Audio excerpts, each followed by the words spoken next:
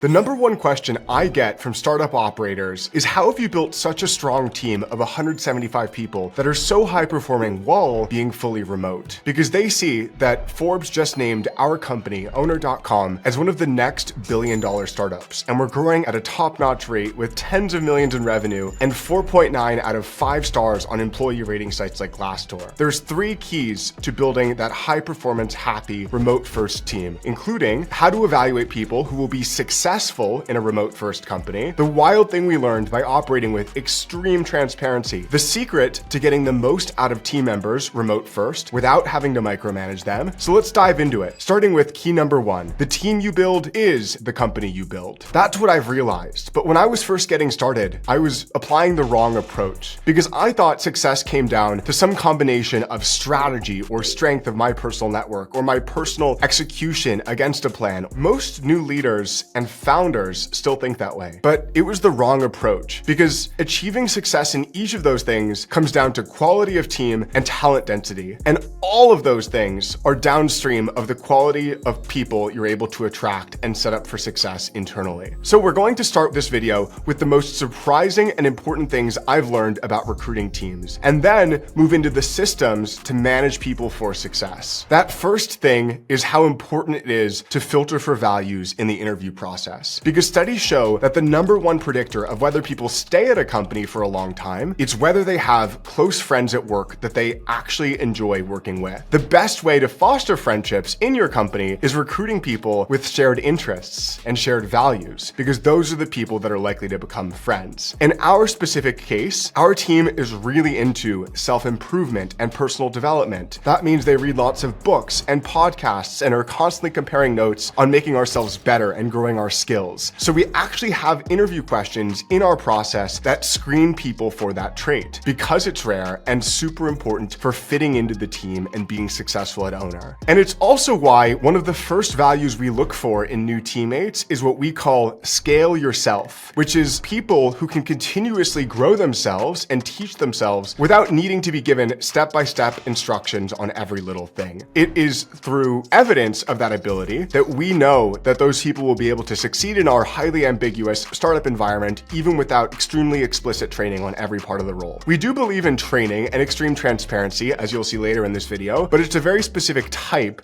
that doesn't give people every little detail of their execution day to day. Because in startups, particularly ones that are multiplying in size every year, things are constantly changing. It's chaotic and roles are constantly having to evolve. So your personal rate of learning determines whether you're able to succeed as your role evolves. And I'm not saying that this specific value is the right answer for every company. Other companies connect on different things, like the culture at Google that famously was attracting people that loved solving complex math problems because that was a core part of that culture and that business. And their early interview processes being built around who was able to go through these complex mathematical riddles. In our case though, people who join Owner really love being surrounded by people who become fast friends because they have so much in common and are on this shared personal growth journey, all trying to get better together. Our team members are disproportionately into learning and podcasts and taking courses and reading books, so it ends up becoming the basis of how people become such great friends so quickly. They bond over that pursuit of shared goals and growing together and are inspired by each other, even in a remote-first team. It's the type of thing that led to us instituting the book club, where people read books together and share notes on different learnings from the different resources that they're consuming so that they're able to accelerate each other's rate of learning. For example, we recently read this book together called The Score Takes Care of Itself by Bill Walsh, which is a book on how this football coach took the 49ers from being the worst team in the NFL to being a multi-time Super Bowl winning championship team, and the specific management and leadership principles that led to that success. A lot of us were skeptical going into this book because it's not exactly a football loving team. There's a lot of nerds on the team like me that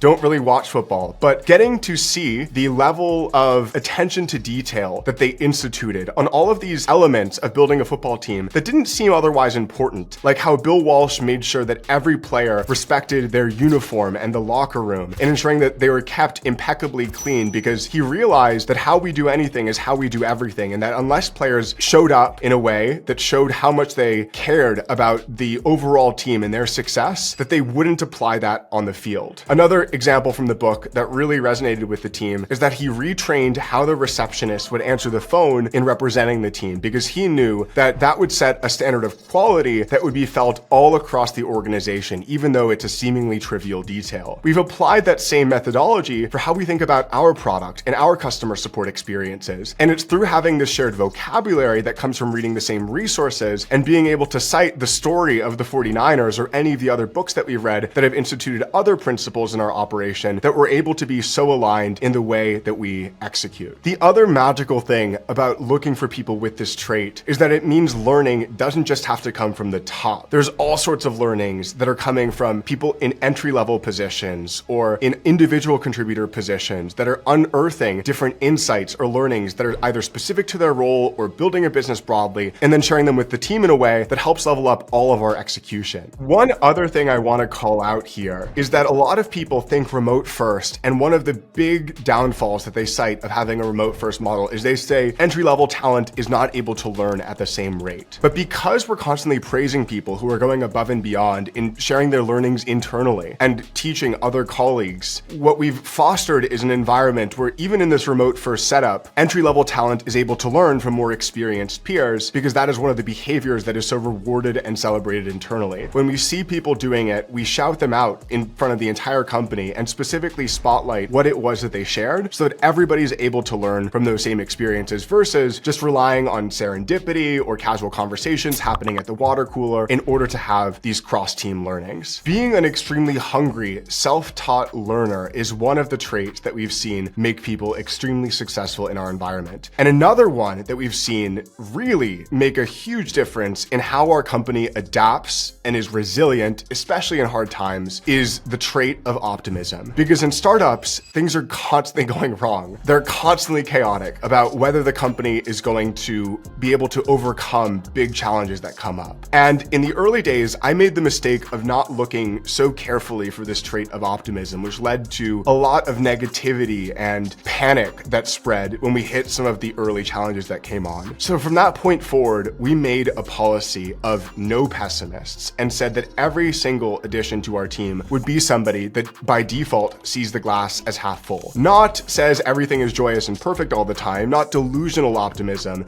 but being able to solve problems that come up with a perspective of how great the future can be rather than how negative or wrong things are going, which is shockingly the stance that a lot of talent, including a lot of startup talent, takes. So one of my favorite questions for figuring this one out is a wild question. It's insane that this even works, but I basically ask, are you an optimist, a pessimist, or a realist? What's wild to me about this is that a shocking number of pessimists proudly will tell you that they're pessimists, and they're easy to filter out there. I literally had a candidate 5 days ago tell me that they were a pessimist and that they've been doom scrolling a lot on social media and that they're really concerned about the state of the economy and how could I not be pessimistic in this environment. Crazy about this is it's a candidate that otherwise passed every other evaluation they had, but they were also proud of the fact that they saw the world through a negative lens. And on that basis alone, we didn't want to invite them into the team because we knew what happens when things go wrong and there's these people around that have such a negative tilt on the world. And there were a series of other questions that we went down to make sure that this candidate wasn't a fit on that basis, but it just turned out that it was too big of a risk to invite them into the team, even with otherwise perfect skill evaluations, if they had this default very negative view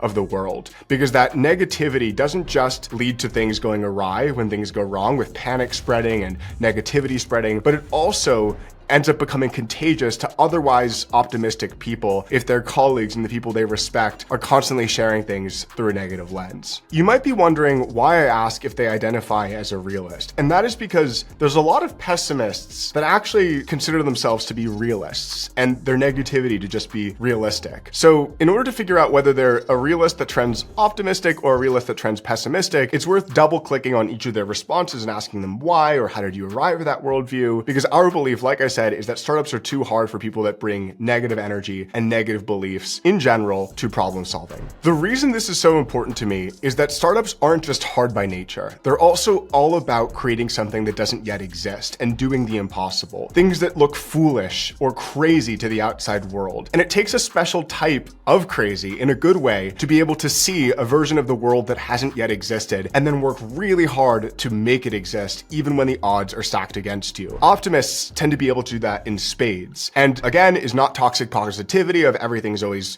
rosy and wonderful. Things are not. We're super realistic when things are negative and need to be focused on and resolved. But it does mean at least holding these conflicting views in your head of, yes, this is screwed up right now. We've got to focus on fixing it. And it'll be much better in the future when we do fix it. That is a superpower in startups because it keeps teams irrationally motivated, even when the odds are stacked against your favor, to create a massive success. And that is how the hard things in this world get done. One example from this year where this was so powerful is the recent churn surge that we went through, where we defined the goal for the back half of this year as getting to a place where our retention is great and eventually best in class. Because we pointed out that every single time we don't retain a customer, that is a case where we have let somebody down that put their faith and trust in us. So we were able to realistically identify, yes, this is a big problem, and expand on the specific stories where this problem was really sad and impactful in a negative way on people's lives. So we were able to, again, be realistic about the problem, but then the way the team rallied was because we have default optimistic people on the team. It wasn't people that took that message and said, oh,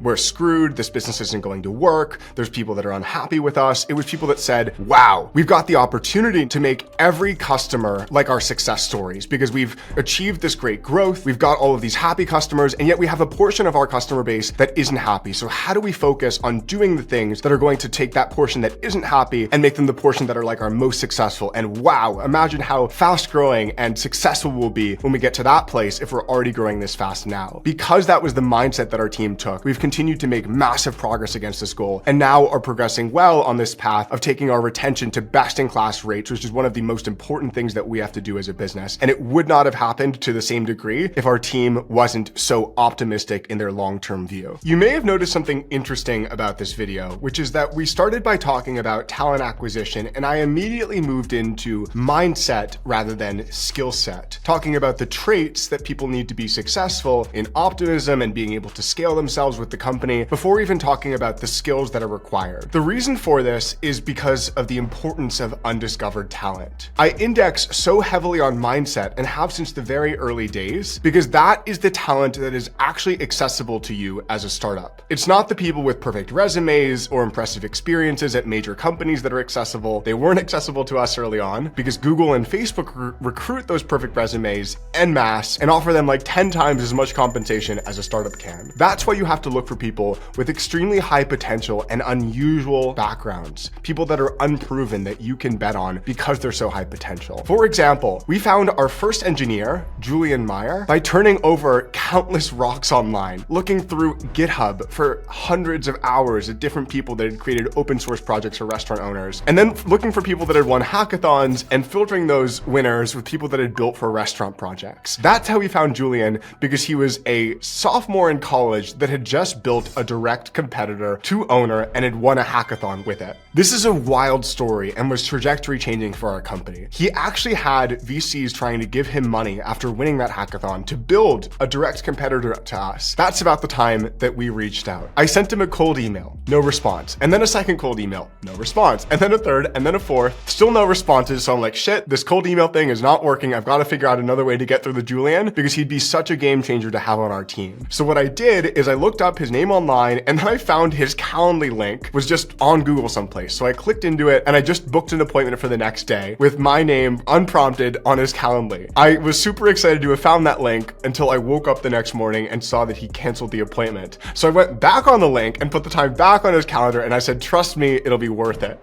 I then counted down the hours until our Calendly meeting. I thought there was like a pretty good chance that he would no-show because he wasn't responding to my emails. He'd canceled our first Calendly link. And then I signed into his Zoom and I'm sitting there waiting for him and he actually shows up. So when he showed up, I told him, I know it's very long odds that we'd end up working together. I know you're building a competitor, but I would love to just start getting to know you because life is long and sometimes great things happen when people with shared interests that are builders connect. And he was open to it. So we went through exchanging stories of how we'd gotten into building our respective startups and built a relationship over the next 60 minutes. And he sounded more interested than he was before, which was like negative interest, actually canceling the meeting. He was like actually starting to warm up to some of our strategy and was impressed by our growth. And I shared a lot of the notes on what was working, but still it seemed like very long odds. Then over the course of the next 2 months, we stayed on top of Julian like white on rice. We were constantly texting him, emailing him, sharing progress updates, introducing him to some of our customers so we could hear from them about why they were so excited. We actually met him in person a bunch of times and went for this long walk. And after all of this relationship building over time with this extremely high potential hire that was very much undiscovered talent, but again, super high potential because he'd built a really good competitor in our space, over the course of all that time, decided that it was easier to join us and build a great company together than it was to compete with us because of how relentlessly persistent we were and how much progress we were making over that period, which we were keeping him apprised of. So he ended up deciding to shut that competitor down and join us as our first engineer. And it was this game-changing hire where he was able to make so much progress so quickly, compounded over 3 years, and ended up building many key parts of our platform in the early days. So I'm eternally grateful to him and for this mindset shift that actually happened from listening to Peter Thiel, because he was the first person that I heard this perspective on the importance of undiscovered talent from. For all those reasons that I described, startups are just too risky and too under-resourced to compete for people that other big companies know how to assess and identify. So it's key instead to look for people that are very undiscovered, unconventional backgrounds, like Julian was still a sophomore in college, but that had extremely high potential, and then do what it takes to get them on the team. And there's now countless stories that I can share on this note of people who joined us without any fancy logos on their resumes, but had evidence of extraordinary ability in unusual capacities and who have been game-changing for our business. And that is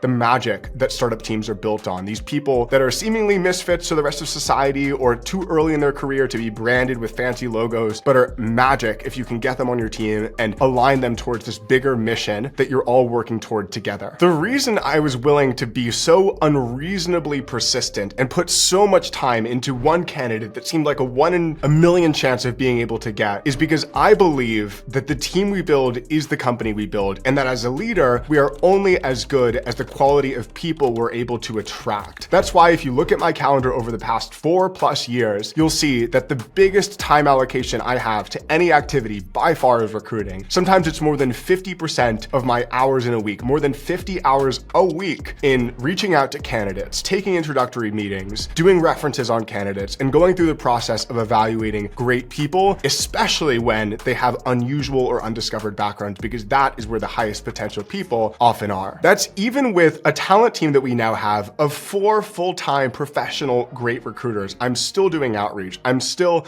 taking introductory conversations, even though in theory, those people could do it as well, and they do to some degree. But my belief is that the very most talented people often take the outreach from a CEO or founder or manager more seriously than from a recruiter, because they're often inundated from messages from recruiters. Yet it's very rare when a leader at a company reaches out to start that conversation, and the leader is often in a better position to do that sell, especially a founder, than a recruiter is. Not that there isn't magic in recruiters, love recruiters, but that for undiscovered talent, particularly in the early days, particularly before you're able to afford a recruiter, since it would be another year before we had any recruiters on the team, it's so vital to get in the trenches and just do it yourself. And this is also an expectation that we've made of each of our leaders, that even our extremely senior VP of engineering, Venkat, who's managed teams of 100+ engineers before, makes it a part of his schedule every single week to do outreach. He doesn't just depend on the fact that we have a world-class technical recruiter or a really strong talent brand that drove 30,000 inbound applications this year now at scale. He's still, even at the scale of having 175 people on our team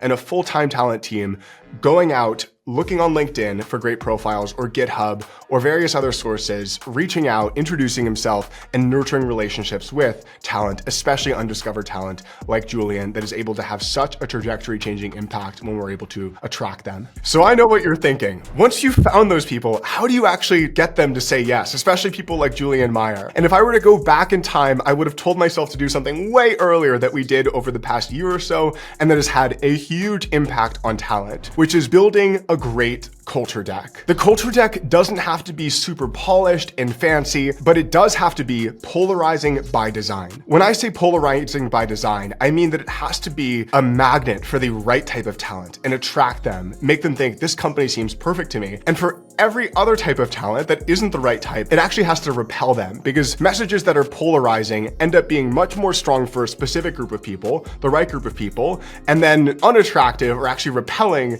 to everybody else. So what this looks like specifically is this 50+ page presentation we made in Google Slides detailing the habits and beliefs that our team shares so that people on the front end have full transparency into what our culture is, what we do, what we reinforce, what expectations we have of people, and they're able to self-select in if that sounds exciting to them and like the perfect environment, or out if that sounds bad to them, which our goal is to have most people actually self-select out with this culture deck because of how intense and extreme we make it. Culture is this term that sounds very vague and ambiguous. What even is that? When I was getting started in building a company, I thought culture is the luxury that big companies get to think about as this marketing exercise or something, but that actually has no impact on teams. And I couldn't have been more wrong with that assumption that this was just corporate fluffy BS. Culture is actually really important, and I heard it redefined to me as the product you make for your employees, which changed everything, because the culture deck is how we actually describe that product we make for our employees, how we actually describe the experience they get in signing up to build with us at Owner. But it can't be obvious things. It can't be, we value integrity at Owner, or we like people that work hard, because those things are things that everybody will agree with. Of course, you have to value integrity. Of course, you have to work hard. It has to be things that most people actually wouldn't agree with by default. So a good example of that would be our bring good energy value, which sounds pretty vanilla on the surface, but when we go on to expand about how we think pessimism is bad, how startups are too hard for pessimists, how people need to always default to optimism, some people have the reaction of, ooh, this place must have toxic positivity and not be a good fit for me. Or when some people see our build as an owner value and how we don't believe in 9 to 5, how we don't believe in specific vacation days, how people are empowered to make their own schedules but have really high expectations, how we're a team, not a family, and how we view startups as the Olympics of business, and realize that in order to win a gold medal in the Olympics of business, that people need to show up with an Olympian's mentality and work ethic. For most people says, ooh, this is going to lead to some burnout. I don't want to work at this company, which is exactly what we want. Because to attract the right type of people for our team and repel the ones that probably won't love it here, we've got to be super upfront about those unusual expectations we have of our teammates. They shrink the size of our talent pool, but they make it so that the people that do opt into our culture are that much more bought in and excited to join this team, and a great fit for the type of culture we want to build. To make that culture deck, what we did is this exercise where we had the team come up with the 5 values that felt uniquely like us. And importantly, again, aren't things that most people would agree with or most people would want to do the work of living up to. Those values for us are obsess over customers, bring good energy, scale yourself, build as an owner, and move fast like our success depends on it. In the deck, we describe just how extreme we are in expecting people to live up to those. In addition to having the culture deck, we also have entire interviews for every single role that are entirely focused on gauging cultural fit rather than skill set fit, because they're there to evaluate the individual's mindset, knowing that mindset is even more correlated with success at a startup like Owner than skill set is. To be clear, talent needs to have both an aligned mindset and a relevant skill set to succeed, but mindset is even more important. My favorite questions for grading against those values are these questions. And again, these will vary depending on what type of culture you're trying to build, but these are mine for what I believe is correlated with success at Owner. The first one I love that gives me signal on the scale yourself value is what books have been most formative to you. If they're not readers for whatever reason, sometimes that's okay, but I want to see evidence that they're pursuing other ways to self-learn and self-grow so that I can understand whether they're going to be able to scale themselves with the company. So if they don't have any books to cite, I ask what podcasts have been most formative to you? What courses have been most formative to you? How have you gone above and beyond in getting yourself to learn as much as possible? And unless they can cite a behavior that they're pursuing, like seeking out mentors, reaching out to them cold, or have a series of podcasts to name and can get very specific on the insights that they've learned from each, that to me is a signal that they're not going to be able to scale themselves. Another question I love, which gives a signal on whether they build as an owner and have an owner mentality to what they do is I learn more about the company that they were at last and what specific responsibilities they had. Let's say this is a customer support rep that I'm evaluating, and they say, well, my role was to be available between these hours and to provide an SLA of less than 5 minutes on chat responses and 30 minutes on email. I was able to do that successfully and I had a great CSAT score, and I say, okay, great. Can you tell me more about what the biggest challenges in the company were? And they tell me more about those challenges. And mentally I'm taking note, because then one of the questions I'm going to ask them as a follow-up to gauge this cultural value is, okay, if you were the CEO of that company, what would you have done differently? What's interesting here is listening for whether they're able to think as an owner in their past role and actually have solutions to address some of the challenges they described in that environment. So if they described the environment as being chaotic or understaffed, a great response here would be paying more attention to the staffing ratios of support, and specifically making sure that we had more coverage on the hours where we saw spikes and less coverage on the hours where we were overstaffed, so that we were able to do it while still maintaining cost efficiency or similar. You might be thinking in watching this video, Adam, do you really expect a customer support rep to have that level of business acumen? And the answer here is yes, because it's not about their role or experience, it's about the mindset they take to their work. Anybody that is operating as an owner can name not only what the problems are with their role, but have actually thought about how they would solve those problems, so that they don't just identify problems and complain about them internally,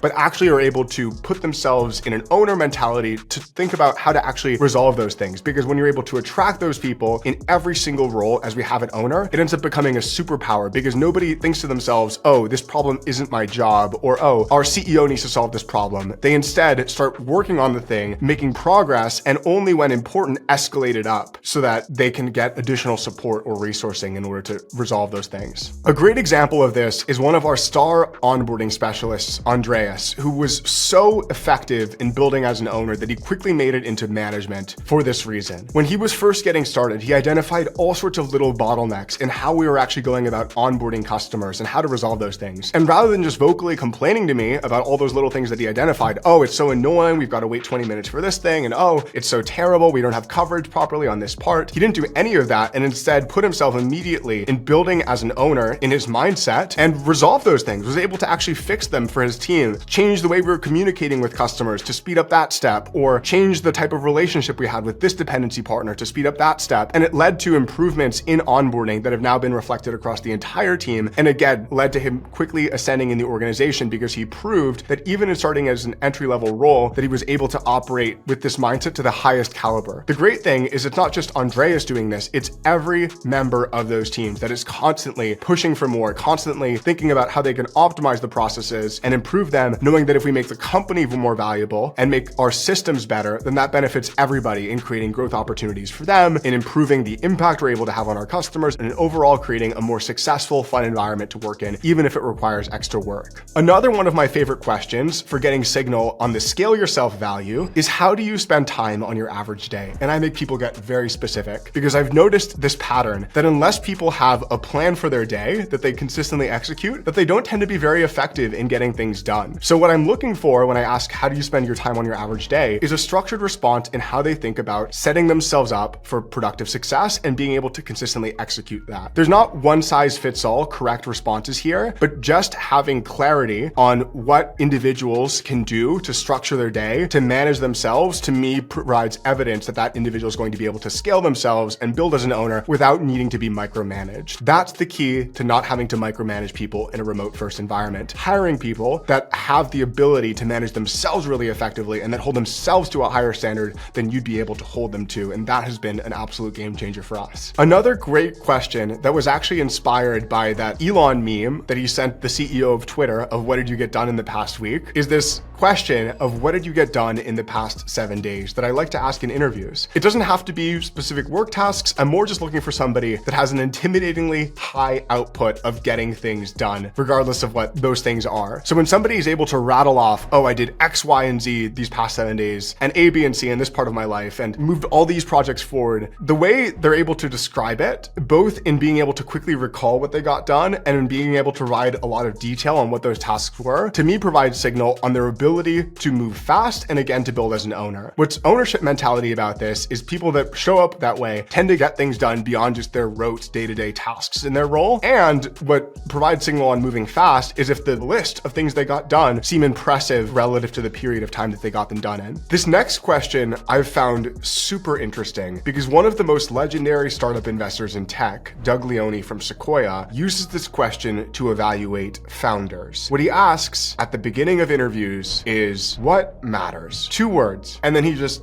is silent for 2 minutes and lets the candidate grapple with that ambiguity and figure out how to respond. What's so interesting about this question is that it really shows you whether somebody is going to be able to be successful in an ambiguous environment, because it's creating a simulation of that effect where you're not specifying what the intent of the question is or where to go with it, and you just see the candidate like that have to think on their feet and describe whatever their interpretation is of what matters. The signal is not only whether they're able to quickly create a great answer to a question they couldn't have been expecting, but also what they default to thinking in. If they start citing what matters for them is being successful professionally so that they can serve their family, that gives you some insight on what drives this person. They're family oriented and they view their professional success as a vehicle to achieve that. Or it could be defaulting to making an impact through my work. That's really important to me. And again, it tells you what drives the person. This is not just useful in evaluating the individual, but also in eventually closing the candidate if it's somebody that you're interested in, because they've shown you their true colors in describing what matters to them, and you can later use that to share how the opportunity that you have available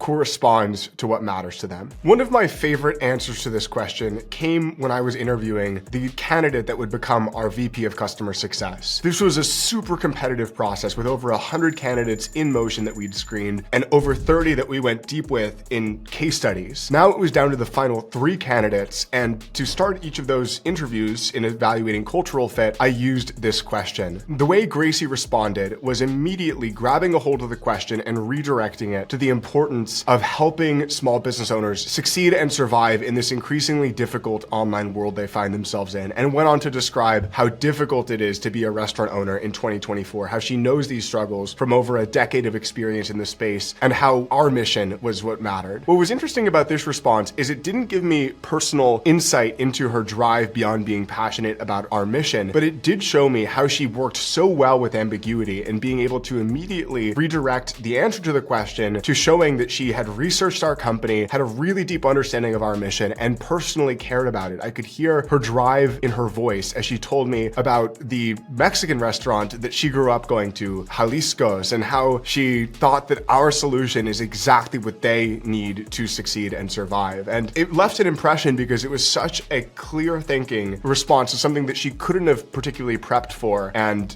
made me realize that she was a great addition to our team. But it isn't enough to just have a great interview process and look for undiscovered talent. The way you maximize your odds of getting the best undiscovered talent is by investing in your talent brand from the beginning. You may be wondering, what is talent brand? It sounds like a very vague term. The simplest way to define brand is how people feel when they think about your company. And it isn't just how customers feel, it's also how talent feels when they think about working at your company. That's what talent brand is. Your company has a talent brand among talent, whether you like it and have been intentional about it or not. So when people judge your company from the outside looking in before they even talk to any members of your team, do they get a great first impression? You don't have to be a top growing, established company to give a good impression. We've been giving it from the very beginning, before we had funding and before we had a formidable team. But it started with making our company and our vision as easy as possible to understand. One of the tips I have for this is using a reference that somebody knows well to help them understand what you do. In the early days, we would tell candidates that we were like HubSpot for restaurants, because people that we were talking to knew HubSpot is an all-in-one platform that helps small business owners be successful online, but that they didn't serve restaurants. So by describing ourselves as HubSpot for restaurants, they immediately got a really deep understanding of what our product vision was, being the website builder, CRM, email marketing, text message marketing, and basically everything a restaurant needed to be successful online, which then helped us go deeper on each of those surface areas and describe how we were planning on being different and better for restaurant owners and eventually all local business owners. Having great talent is necessary, but it's not sufficient. You also need the right systems to get the most out of team members in a remote first environment without micromanaging people, which drives them absolutely insane. So that brings us to part number 3, simplifying remote first management. If I were to simplify management into one phrase, it's setting clear expectations of what a person needs to achieve to be successful and then holding people accountable to those expectations. So let's start by talking about that first part of setting clear expectations of what a person needs to do to be successful. Every single person I hire now gets a thorough 30, 60, 90-day plan and a list of their responsibilities, and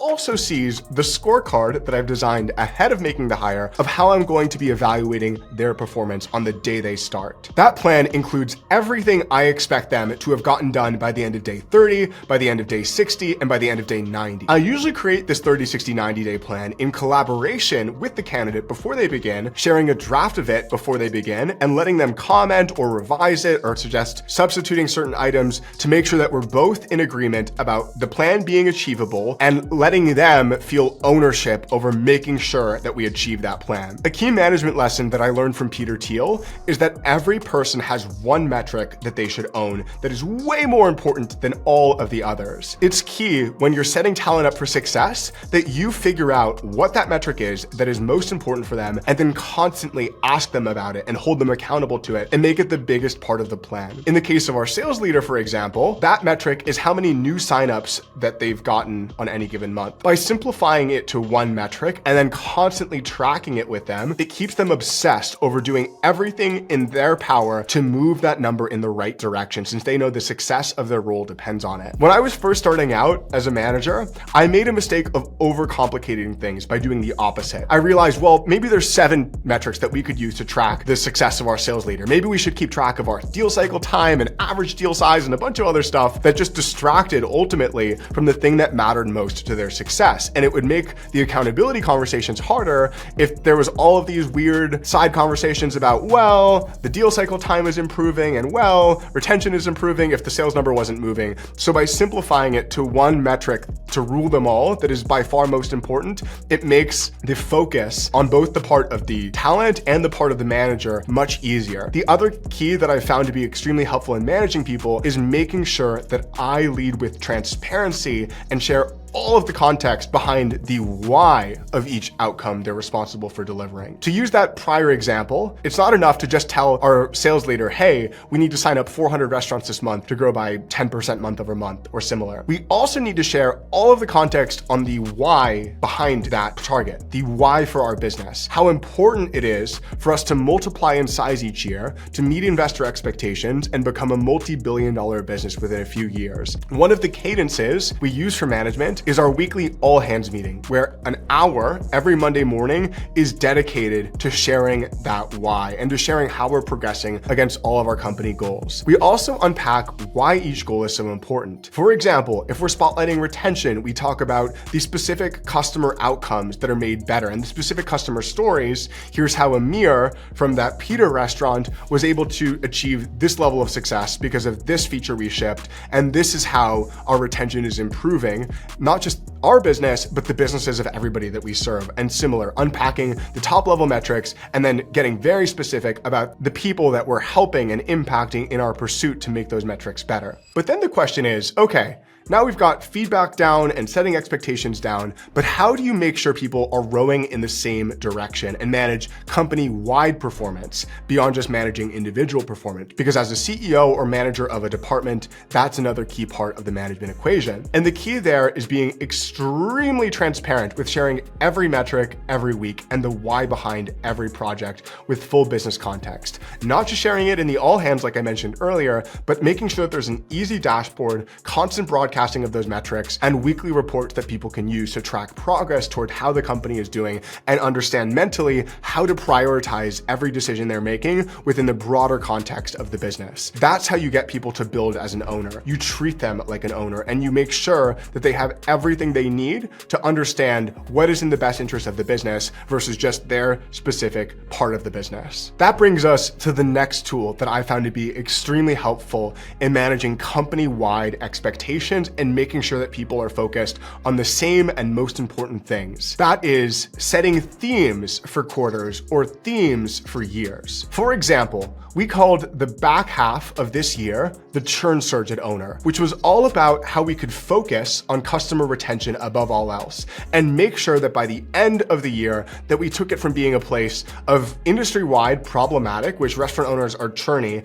and got it to a place of being good for our market. So we defined what that metric was and where we needed to take it to, and then every Monday morning we'd hold a 10-minute segment on how we were progressing toward that. We were beating the drum of the churn surge, spotlighting individuals and projects that are in flight, recognizing people, emphasizing the importance of prioritizing this above all else, sharing customer stories of how people were being impacted by this. And again, we reminded people that we are in churn surge, that your decisions need to be made through the lens of what is going to be in the best interest of helping improve our customer retention rate, because that's what's most important for this business right now. It gave people that clarity on how they needed to prioritize their resources. One of the magical things about our culture is that feedback isn't just happening downwards from managers to their reports, but it's also happening massively upwards, even to me. To give you an idea of just how extreme we are in this regard, I'll share what an account executive said to me during this meeting that he asked me to join. This was about 9 months ago, and one of our account executives told me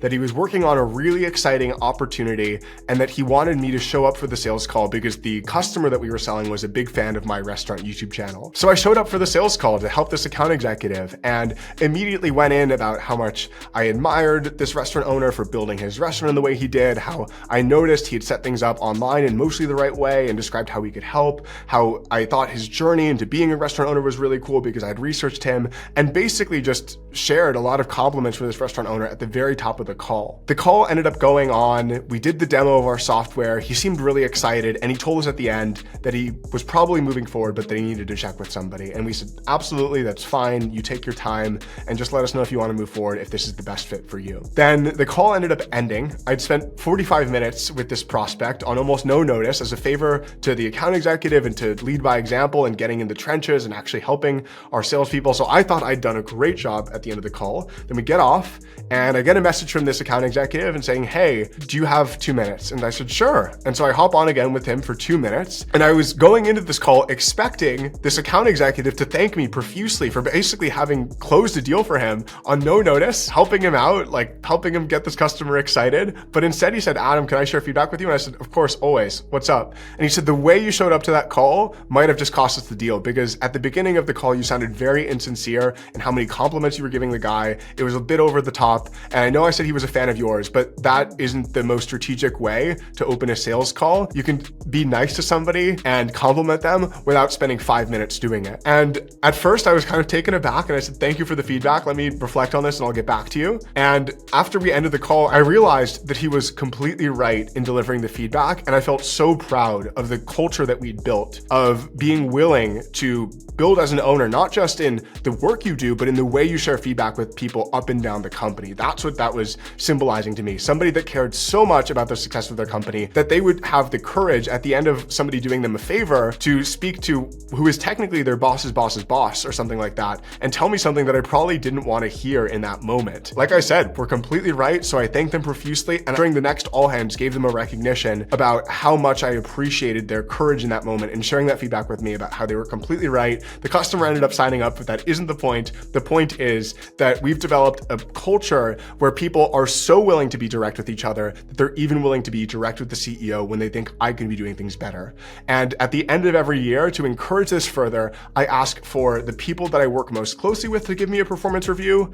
And I ask for people up and down the company that I identify through seeing them living our values and randomly select among that group throughout the year to give me feedback on how they think I should be a better CEO, so that we have people constantly learning from each other and sharing insight with each other from their different vantage points about how we can all perform better, which makes it really awesome to work at Owner, because I'm constantly learning not just from the execution and the journey, but from people up and down the company company who have their unique perspectives to share with me. If you're interested in continuing to learn about team building and recruiting at a startup, I made a whole 45-minute video sharing everything I learned about startup recruiting, from interviewing thousands of people and building a top-performing team, as well as interviewing some of the most legendary team builders that I could possibly speak to, founders and executives that are masterful at this. So I highly recommend watching it if you're recruiting people or want to eventually become a manager or a leader within startups. Because I've found that mastering recruiting top talent is the single most important thing that managers or leaders can do